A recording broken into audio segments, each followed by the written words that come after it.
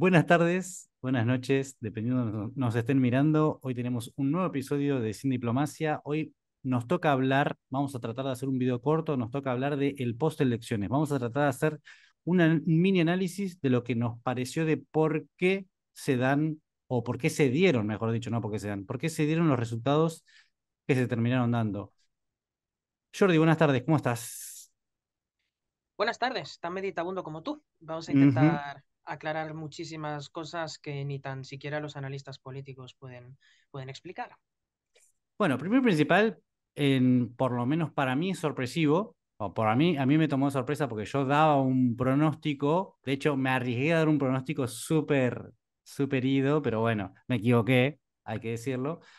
Pero bueno, me gustaría saber si más o menos pudiste, en este tiempo ya pasó bastante tiempo, de las elecciones, de las generales, me gustaría saber cuáles son tus impresiones sobre esto que pasó.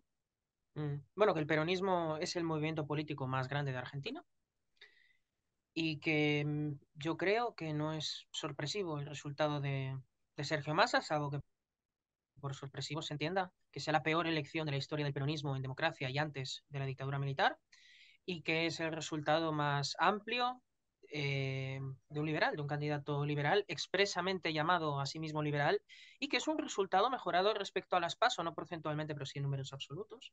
Y ese es un hecho bastante importante. Al peronismo no se le puede ganar diversificando los partidos opositorios, más bien se le gana en unidad.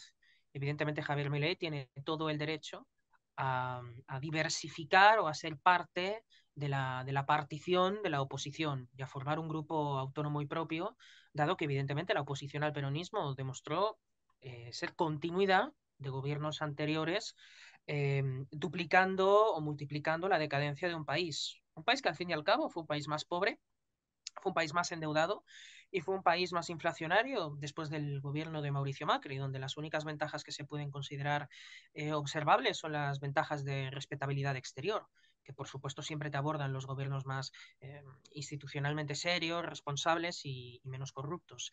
Por tanto, mi primera impresión es que evidentemente el peronismo gana, producto de haber unido el voto del perdedor de la interna de Unión por la Patria, eh, la unión del voto de una parte muy importante del radicalismo, que siempre ha tenido tensiones internas muy importantes con el PRO, algo que finalmente esta semana se ha revelado en pos de la destrucción del partido, que no deja de ser una formación de gobierno, pero con distintos partidos y distintos principios orgánicos de todos esos partidos. Y evidentemente, lo que debemos saber es que hay 20 millones de personas que dependen total o parcialmente del Estado, y que ese Estado es especialmente generoso con el peronismo y es especialmente dadivoso cuando un hombre funciona como presidente de facto, como es el caso de Sergio Massa, clientelizando la voluntad de los votantes y cooptándolos como esclavos del sistema. Evidentemente Javier Milei tiene un resultado milagroso, en cambio Sergio Massa tiene un resultado al que acostumbra a aspirar un peronista. Por tanto, yo creo que hemos caído mucho en el juego de las expectativas falsamente creadas por las PASO. Las PASO mostraron el resultado de Javier Milei, pero no fueron al final un fiel reflejo del voto al resto de los candidatos, pero el milagro sigue siendo únicamente uno, Javier Milei enfrentándose a una cosmovisión social de entender la política muy poco autónoma y muy dependiente del sistema mismo.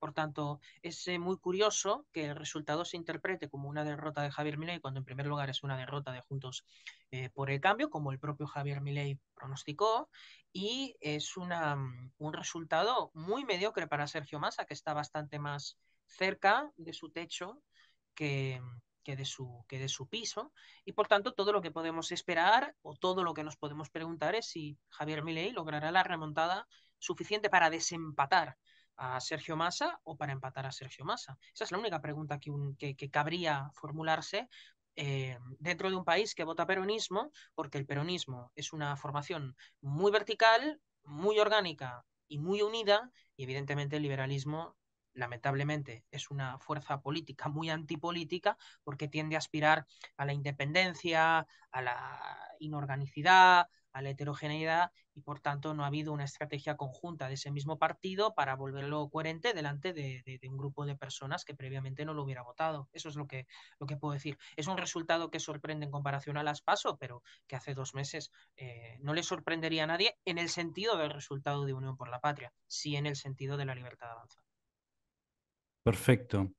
Coincido bastante con lo que decís, sobre todo en la parte de que es una lucha contra la cultura propia del argentino, básicamente, en la elección, ¿no? Porque el peronismo reúne todas las cualidades que le seducen al argentino promedio, ese es el tema. Mm, El argentino tiene una debilidad, ¿no? Por los líderes mesiánicos, por todas estas cosas fascistoides y mm, socialistas. Entonces es como que hay una lucha interna dentro del argentino y es ahí donde me parece que lo que es algo interesante lo que vos decís, de que Milei va en contra de la cultura propia del argentino promedio. Y el votante ha establecido su identidad política antes de la existencia de los candidatos que se pueden votar. Si no fuera Sergio Massa la persona que se presentase a las eh, elecciones, y yo nunca pensé que un candidato tan constatadamente fracasado, tan contrastado con los hechos mismos de una política fracasada, que ha añadido a 2 millones de personas en la pobreza, cuya zona más miserable es la zona donde ha conseguido el mayor bastión de votos.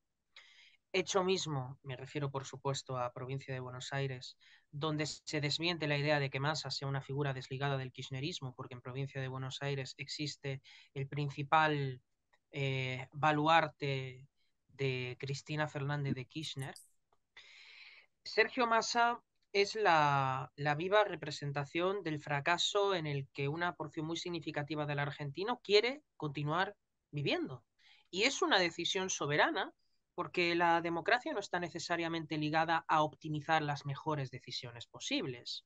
De hecho, la democracia tiende a conducir a la asunción de las peores decisiones posibles, porque esto está explicado por parte de Aristófanes, que es uno de los autores de la democracia griega, que afirma que la democracia acaba convirtiéndose en la bravuconería del líder y acaba convirtiendo una discusión racional en una discusión demagógica. La política es uno de esos espacios en los que el ascenso de poder se produce de acuerdo no a las cualidades morales, sino a las cualidades inmorales de los líderes. El único mérito que existe dentro de la escalada política es el mérito de la crueldad, es el mérito del cinismo, de la frivolidad y de la realpolitik, que es lo que ha convertido a Sergio Massa en ser la persona que es. Una persona que no manifestó un apoyo al candidato kirchnerista cuando era esa tercera fuerza que tenía que brindarle o que supuestamente brindó los apoyos de hecho a Mauricio Macri para que consiguiera una remontada en el año 2015. Sergio Massa era una persona que se presentaba contra una cierta rama del kirchnerismo y es el kirchnerismo el que decidió que Sergio Massa fuera la persona que se embarrara las manos para acometer las decisiones económicas más crudas que por supuesto un kirchnerista sería incapaz de cometer, no sé, relacionado con la devaluación, con cierto tipo de ajuste, con cierta rebaja de impuestos. Es el poli malo del kirchnerismo. Es la persona que toma un tipo de decisiones económicas revestidas de cierto carácter de urgencia y de cierto carácter de seriedad que el kirchnerismo coloca para que el kirchnerismo no cargue con la impopularidad de todas esas medidas. Y sin embargo, la impopularidad de ciertas medidas se ha convertido en la más completa recompensa democrática de esas decisiones, otorgándole un 36 largo por ciento. Nuestro primer directo que hicimos juntos, que no fue en este espacio, sino que fue en otro espacio de redes sociales, de Instagram, donde estoy convencido de que todo el mundo que está aquí te sigue en Instagram, yo era el que te hacía preguntas y en un momento se me ocurrió un chiste que se cuenta sobre Jorge Luis Borges, que no es una persona precisamente peronista y que si tuviera que votar a algún líder político, primero no sabemos si votaría, pero estoy seguro de que entre los dos candidatos que se vienen no sería Sergio Massa, ¿no? Es de los pocos próceres argentinos históricos que políticamente no da asco cuando lo escuchas hablar y reflexionar, que es Borges, con el máximo de mis respetos a mis compatriotas argentinos. Jorge Luis Borges cruza la calle, se encuentra con un fan y el fan le dice, oh, Jorge Luis Borges, usted es el de la LEF, soy una persona que tiene muchísimo aprecio por su literatura, eso sí, le pido comprensión, le tengo que decir que soy peronista, lo que Jorge Luis Borges contesta, sí, señor, ya lo entiendo, yo también soy ciego. Pues sí, el peronista yo creo que es una persona que se deja llevar por otros impulsos que no son los impulsos asociados a los hechos retrospectivos, es decir, al análisis de sus condiciones materiales previas a una elección. De hecho, el expresidente uruguayo dijo efectivamente eso, que el peronismo es un animal mitológico, es decir, que es una narración. Y las narraciones muchas veces no residen en el mundo de los hechos, sino que ni tan siquiera residen en el marco de la experiencia, sino que residen en el campo de las expectativas y de las abstracciones. Sí, encima lo que tiene es que eh, el relato político que se ha creado en el peronismo resiste el tiempo, resiste los golpes hasta incluso de la realidad, y ese relato lo agarran los políticos más hábiles que tiene la Argentina. De hecho, hoy en día el político más hábil argentino es Sergio Massa, según mi opinión. Mm, Eh, Muy ahí con Cristina Fernández de Kirchner, que también me parece que Cristina lo supera, pero bueno, Cristina ya está muy desgastada. exactamente. La imagen de Sergio Massa todavía no está tan desgastada, a pesar de que la realidad lo aplasta. Entonces, el tema con el peronismo es que, si bien el kirchnerismo es el ala más izquierdista que se ha visto dentro del peronismo, el peronismo siempre tuvo este corte nacionalista, ¿no? Que, eh, que se ha caracterizado por ser muy simple. ¿Qué quiero decir? La inmensa mayoría de los peronistas son todos ladrones de gallinas. No tienen desvaríos de intentar controlar la población a nivel mundial. No, no solamente quieren llenarse de plata, de dinero y nada más. Quieren robar lo que hay ahí y se les quema las manos. Lo único que necesitan es robar. Y eso dentro de todo me parece muy, muy positivo. ¿Cuál es la cosa con, por ejemplo, Sergio Massa? Sergio Massa está utilizando todo el aparato peronista, está utilizando el vehículo electoral peronista, pero Sergio Massa tiene estas cuestiones internacionalistas que se alinean con toda esta gente que sí quiere dominar y controlarle la vida a la gente de maneras extrañas, ¿no? Entonces, por eso es como muy peligroso Sergio Massa en ese sentido. De hecho, la misma Cristina Fernández de Kirchner, hay audios que son públicos, pero son de inteligencia, que lo destroza, lo destroza por justamente todas estas cuestiones de los contactos que tiene por fuera Sergio Massa, de la gente con la que se rodea. Es una persona muy oscura en ese sentido. Así que bueno, eso para cerrar el tema del peronismo. Ahora lo que me gustaría contar un poquito es lo que a mí me pareció de cómo se fue dando o por qué se dio lo que se dio. Entonces, lo que yo veo es, como primer punto, se ha volcado todo el aparato electoral que tiene el peronismo a nivel nacional, sobre todo en lo que es el sur del país y algunas provincias de centro y norte. No así como, por ejemplo, Mendoza, San Juan, pero todo lo que es el sur del país, Massa lo dio vuelta. Entonces, ¿qué quiere decir? Que todos los fiscales que estaban en algún punto siendo corteses o siendo amables con Milei, no robándole los votos, esta vez sí usaron el aparato para hacer justamente esta maña política que el sistema lo permite y lo avala y está todo bien. Es perfecto. Y de hecho todo el mundo que compite o que entra en este juego lo reconoce y está todo bien. Segundo punto que para mí es muy importante, Buenos Aires. Los intendentes de Buenos Aires tenían una disputa con Sergio Massa que aparentemente en una interna lo resolvieron e hicieron el mismo modus operandi de los gobernadores del sur y parte del centro y norte del país, que es justamente aplicar el aparato político electoral en favor de Massa. ¿Qué pasa con los intendentes? Los intendentes de la provincia de Buenos Aires son una especie de mini gobernadores. ¿Por qué? Por la cantidad de gente que vive en cada zona, en cada intendencia. De hecho, en la provincia de Buenos Aires se vota por sección electoral. Es gigante la provincia de Buenos Aires. La otra cosa que me parece muy importante y que esto sí va a ser algo positivo en la segunda vuelta en favor de Milei, que Córdoba votó todo dividido. Córdoba es una provincia que tiene un profundo desprecio por el peronismo de corte kirchnerista. Los odian. De hecho, eh, Córdoba es responsable de del balotaje que ganó Macri en el 2015. Gracias a Córdoba, que sacó casi un 70%, un 70% clavado, fue que pudo lograr la presidencia, que posiblemente hasta Milei pueda superar este número, dado de Está que... previsto por varias encuestadoras recientemente brindadas, al menos lo marcan en un 70%, que implica a su vez que más de dos Ujú, terceras partes de los votos de Schiaretti y Burrich se trasladan, tienen sí. mella en la candidatura de Javier Milei. Sí, en Córdoba Milei lo ganó con 33%, si no me equivoco, Schiaretti sacó un 29 más o menos, Mm, y La Pato con 22, 20, rondando ese número.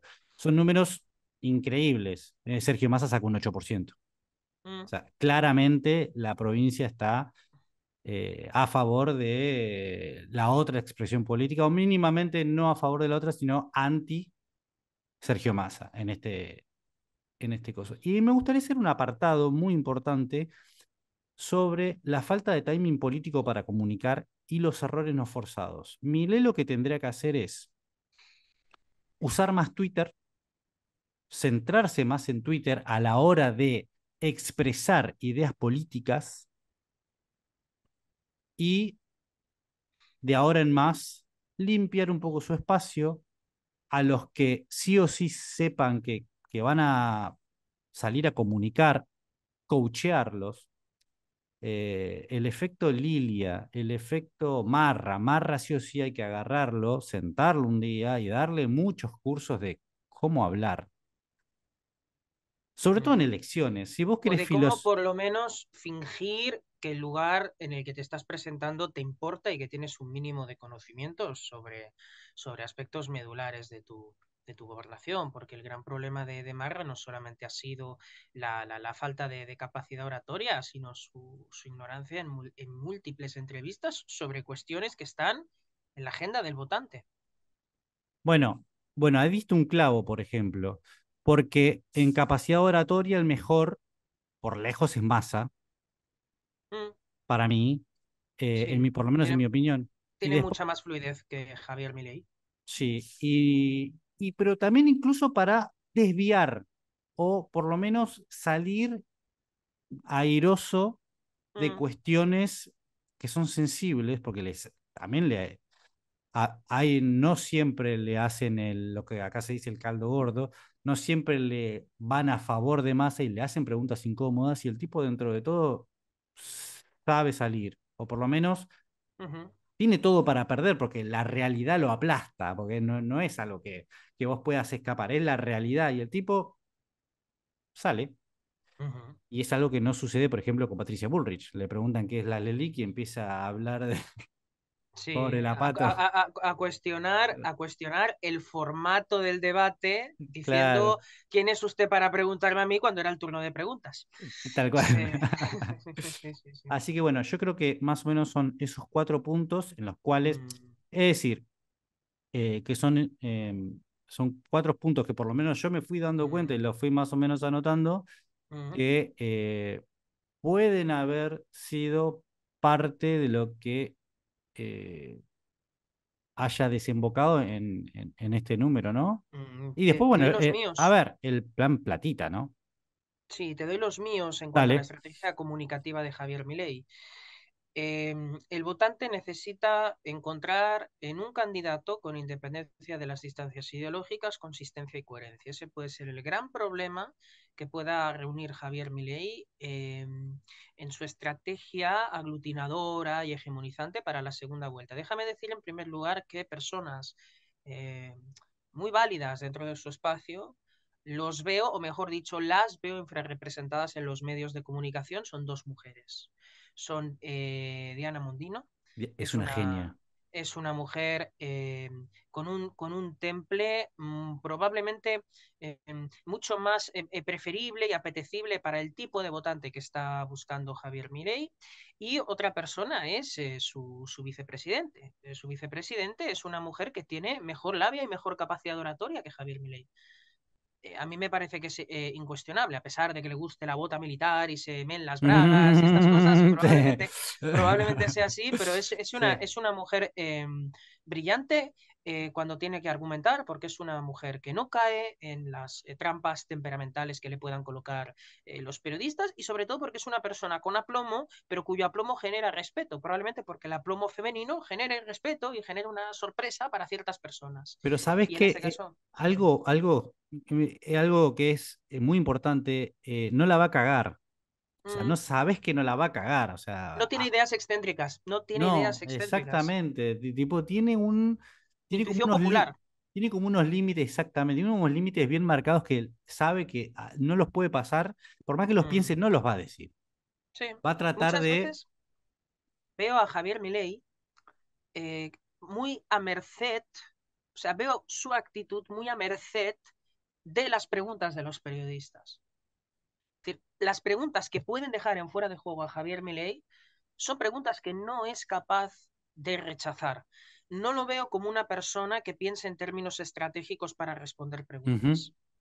Razón por la cual venta de niños, venta de órganos, venta de armas que proceden de personas que son periodistas que lo están inquiriendo para tratar de trampearlo, para tratar de hundirlo. Sin embargo, es obvio que Javier Milei no tiene en su programa electoral nada relacionado con estos tres puntos, salvo la plena obediencia constitucional. Si a Victoria Villarroel le preguntan sobre la venta de niños y la venta de órganos, no comienza a cruzar mentalmente los libertarios que están a favor, los libertarios que están en contra, se arma un debate en su cabeza y te lanza una biblioteca de libros a favor y en contra. No, es una mujer que te habla no de acuerdo a su formación, que probablemente sea bastante inferior a la de Javier Milei, sino que simplemente te responde de la mejor manera que un político puede responder, que es obedeciendo o certificando la intuición de las personas que lo están escuchando. Eso es lo Ujú. que es un buen Exactamente. orador. Un buen orador Exactamente. es un justificante de las intuiciones de las personas que te están escuchando. Un político nunca dice cosas que son antiintuitivas. El libertarianismo, por ejemplo, es contraintuitivo. Sí, probablemente lo sea para una grandísima cantidad de personas, pero Javier Milei lo ha sabido trasladar a un campo moral, a un campo de robar está mal, tu propiedad es tuya y no te la pueden quitar, pagar muchos impuestos hace que el Estado te saque más de lo que te acaba quedando en tu bolsillo, puedes ver la decadencia de los números macro, son perfectamente validables para cualquier persona. Un orador nunca, estrategia comunicativa políticamente. Hay dos errores de estrategia comunicativa que ha cometido Javier Milei. Primero, todas tus respuestas, aunque estén ideológicamente encaminadas hacia un sentido derechista, libertario, conservador, son respuestas que tienen que validar o que tienen que suscribir las intuiciones de la gente que te está escuchando. Primero. Segundo, las segundas vueltas se ganan con los perdedores de la primera vuelta. Y el perdedor de la primera vuelta es Patricia Bullrich, la has llamado terrorista y ahora te estás abrazando. Y una de las razones que genera votar o no votar a una persona es su consistencia temporal. Quizá Javier Milei ha sido muy capaz de hacer un reseteo mental, los votantes no, porque te ven en tus propias inconsistencias. Y por último, si Javier Milei quiere desmentir la idea de que es una persona inestable, y yo sé que es una persona completamente estable. Es más, una persona debe tener mucha cintura y muchísima estabilidad mental para soportar la presión que está soportando Javier Milei y, sin embargo, quemar exitosamente etapas, siendo exactamente la misma persona antes y después. La única persona que tiene rasgos psicopáticos en estas elecciones se llama Sergio Massa. Es la única persona que tiene rasgos cínicos y rasgos psicopáticos. Pero ¿cuál es el problema? Que para convencer a la gente de que eres una persona estable, debes ser estable en tu comportamiento político a lo largo del tiempo. ¿Qué pasa? Que Javier Milei ha recibido un golpe de madurez en las últimas elecciones que le ha hecho convertirse en una persona más estratégica que se pone el mono de trabajo político, el mono oficial y profesional de la política. Veremos, por supuesto, si el miedo a Massa, el miedo a proseguir en la indecencia económica y política, acaba quedando por encima de las inconsistencias que parecen obvias y un error. Exactamente, vos sabés que eh, hay algo, por eso te nombraba al principio el tema de cómo se forma el relato político peronista y cómo perdura durante el tiempo. ¿Qué pasa? El relato político que estableció Milei es muy fuerte, muy, muy fuerte y llegó al núcleo de las personas. De hecho, mucha gente se sintió muy... no, no, la palabra no es conmovido, pero sí se sintió movilizado por el Uh -huh, relato político. ¿Cuál es el relato político? La casta. No, él lo que hizo fue destruir la grieta de Cambiemos peronismo, uh -huh, para instalar el relato político de somos nosotros los que producimos, los trabajadores, la gente de bien contra uh la -huh. casta. La casta representa todo lo malo que hay en la sociedad política y de todo el daño sin reparo que le hacen a la sociedad productiva, al hombre de a pie, a la persona común que tiene que votar. Ahora, el gran problema es que él rompió su relato, abrazándose a Patricia Bullrich. Entonces, esta es la disonancia que está creando en la gente, porque hay una cierta disonancia. Yo Uh trato de -huh. hablar con muchas personas y es lo que voy notando, de que muchas de estas me estuvieron contestando justamente esto que te estoy diciendo, de que obviamente no me dicen que el tipo rompió su relato, ¿no? Pero sí me dicen como que esto les llama poderosamente la atención, este Uh -huh. cambio que hubo, que no, que Sergio Massa no lo hizo, porque justamente él sigue firme con su relato, que es el relato peronista, y es el relato que va a mantener de acá, porque funciona, o sea, funciona, No, funciona. y porque no necesita remontar un resultado y no necesita apoyarse en terceras personas. Es más, hay una diferencia. Javier Milei necesita sumar personas, Massa necesita sacárselas de encima. Massa necesita sacarse de encima a Alberto Fernández. Y por eso Alberto Fernández no está en función pública. Necesita sacarse de encima la sombra alargadísima Mm, de Cristina Fernández de Kirchner. Milei necesita sumar personas, Massa necesita sacarse de encima personas. Hay votantes que claramente consideran que Massa es kirchnerista y otras personas que consideran que Massa no es kirchnerista, sino que es peronista, como si Kirchner lo hubiera sido, en cierta forma, una encarnación bastante funcional de Perón. Es decir, en cierta medida en Argentina, si no te apoyas total o parcialmente en la figura histórica de Perón o adoptas ciertas formalidades de Juan Domingo Perón, es muy difícil que te elijan. Y Javier Milei tiene su propia forma de peronismo, que es la mesiandad de su figura.